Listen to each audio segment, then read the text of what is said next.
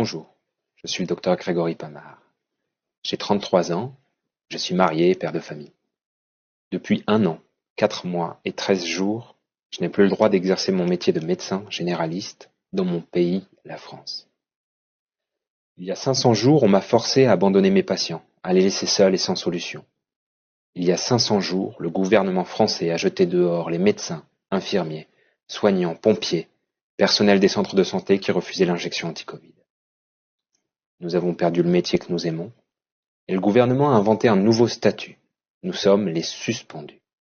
Sans salaire, sans indemnité, sans aucune aide. Depuis 500 jours, nous avons dû renoncer à notre sécurité, à notre confort. Certains font la manche, des familles sont obligées d'abandonner leur maison, des personnes obligées de quitter leur pays. Et notre seul crime, c'est d'avoir été prudent, d'avoir refusé un nouveau traitement. Nous avons refusé que quelqu'un, et même notre gouvernement, puisse disposer de notre corps. Nous avons refusé que la médecine demain puisse commettre le crime de forcer les personnes. Pendant des mois, des centaines de milliers de manifestants se sont levés. Ils ont été ignorés, raillés par les médias, discrédités dans l'opinion publique. Cet été, la France était en proie aux incendies. On a appelé l'aide des pompiers dans toute l'Europe, mais 5000 pompiers suspendus restaient chez eux, sans pouvoir aider. Beaucoup de malades n'ont plus de médecins traitants, et en désespoir, ils renoncent à se faire soigner, ou alors ils se rendent au service des urgences. Et les médecins ne peuvent toujours pas soigner.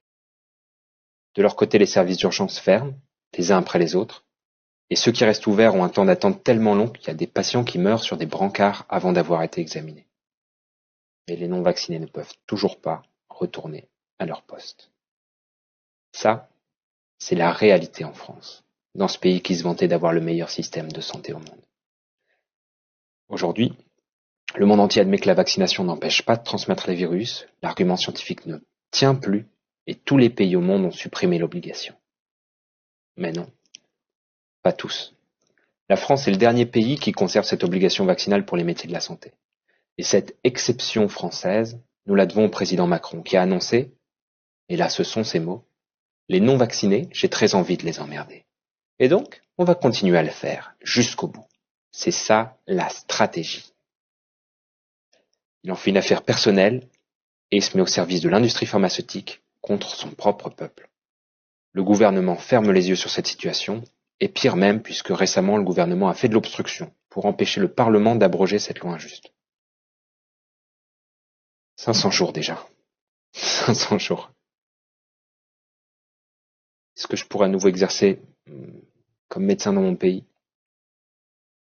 Je sais pas. Et en fait, j'ai peur de ce que la médecine devient. Et en fait, j'ai peur de ce que mon pays devient. Parce qu'il y a ce statut-là de suspendu, qui permet à l'État de faire disparaître socialement n'importe qui pour ses idées. Aujourd'hui, c'est les soignants.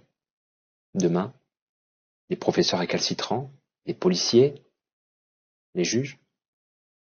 Alors c'est pour cette raison que je m'adresse à vous. Le gouvernement verrouille notre capacité d'action. Et si nous voulons que la cause soit entendue, on doit dépasser les frontières de notre pays. On doit informer et soulever massivement l'opinion publique internationale. Le monde doit dire à Emmanuel Macron et son gouvernement, vous ne pouvez pas piétiner la démocratie. Ceux qui donnent leur vie pour prendre soin des autres méritent mieux que cela. La santé, la liberté des Français méritent mieux que cela. La France ne peut pas devenir un État totalitaire. Le pays des droits de l'homme mérite mieux que cela. Ceci est un appel à l'aide. Nous avons besoin que l'opinion publique internationale comprenne et sache ce qui se passe en France, l'état de notre santé, l'état de notre politique. Ceci est un SOS. Je vous demande de diffuser cet appel à travers le monde, de le diffuser dans votre langue, de relayer à vos amis, à votre famille, à votre connaissance, à votre réseau, dans vos réseaux sociaux, de relayer auprès de vos médias. Nous avons besoin que l'opinion publique s'indigne à nos côtés. La France a la prétention d'avoir guidé le monde, et aujourd'hui c'est au monde de soutenir la France. Merci.